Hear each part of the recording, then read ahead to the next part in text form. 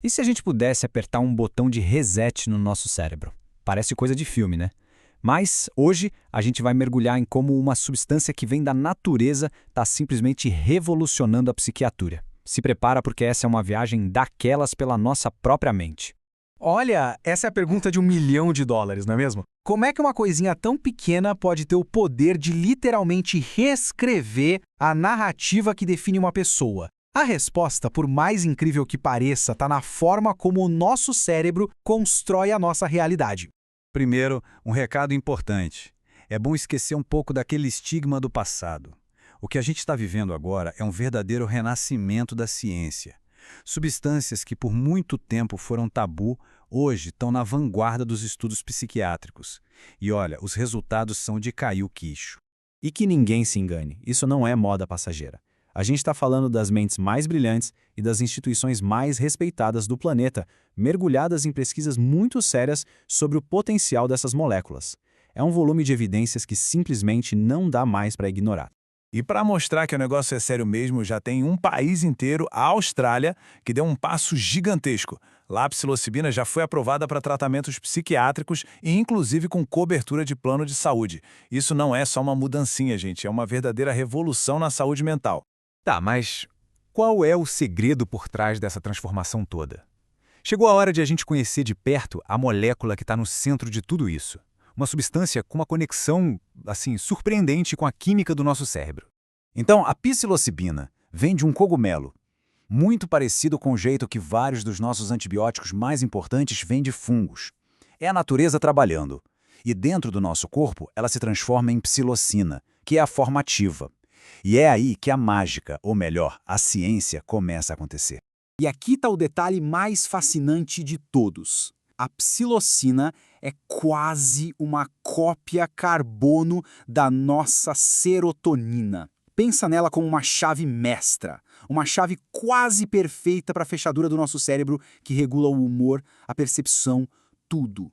É uma daquelas coincidências da natureza que mudam completamente o jogo. Só que o grande truque da psilocibina está na sua precisão. É quase cirúrgica. Diferente de muitos antidepressivos que, digamos, dão um tiro de canhão para acertar um alvo, ela não.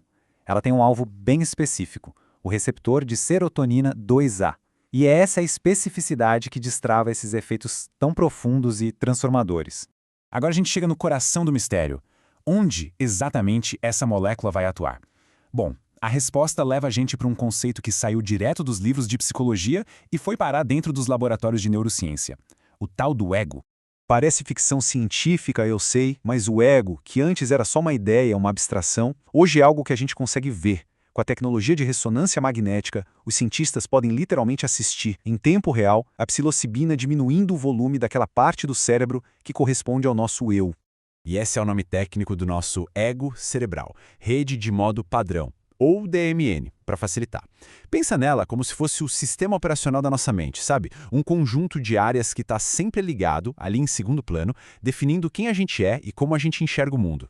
A DMN é basicamente a nossa narradora interna. É aquela vozinha na cabeça que cria o eu e, o mais importante, fica selecionando as memórias que vão formar a nossa história pessoal, a nossa autobiografia. Ela é tipo a diretora do filme da nossa vida. E aqui está o X da questão. Em quadros como a depressão, essa narradora, ela emperra, fica presa num loop.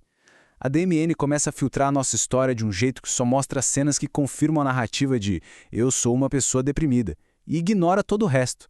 É como ser obrigado a assistir o mesmo filme triste de novo todo santo dia. Então a grande pergunta é, como é que se quebra esse ciclo? Como a gente consegue dar um reset nessa narradora interna? A resposta é, ao mesmo tempo, surpreendente e muito, muito elegante. A genialidade da psilocibina não está em adicionar alguma coisa nova, mas sim em remover uma barreira. Ela simplesmente diminui a atividade da DMN, ela baixa o volume do ego. E isso permite que o resto do cérebro finalmente possa conversar livremente, sem aquele filtro constante do eu dominando tudo. Olha só que interessante o processo. É puramente neuroquímico. O fluxo de sangue é desviado da DMN, o que enfraquece o controle dela sobre o nosso centro de memórias, o hipocampo. E aí, de repente, a biblioteca inteira da nossa vida, que antes parecia restrita a um corredor escuro, se abre. Todas as prateleiras, todas as histórias, tudo fica acessível de novo. E qual é o resultado prático desse reset temporário? O que acontece quando essa narradora interna tira umas férias?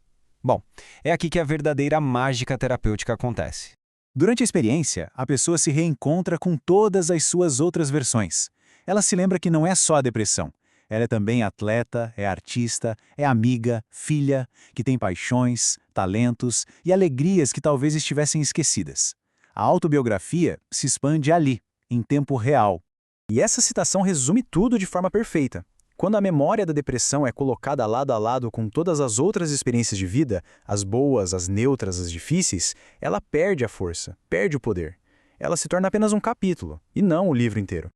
No fim das contas, a experiência com a psilocibina dá a matéria-prima para que a própria pessoa possa, a partir daquele ponto, reescrever sua história. Uma história mais equilibrada, mais completa, mais fiel a quem ela realmente é. E, acima de tudo, uma história com mais esperança. E a gente termina com essa reflexão, que é de abalar qualquer certeza. Se a história que a gente conta para a gente mesmo pode ser tão flexível, tão editável, quem somos nós de verdade?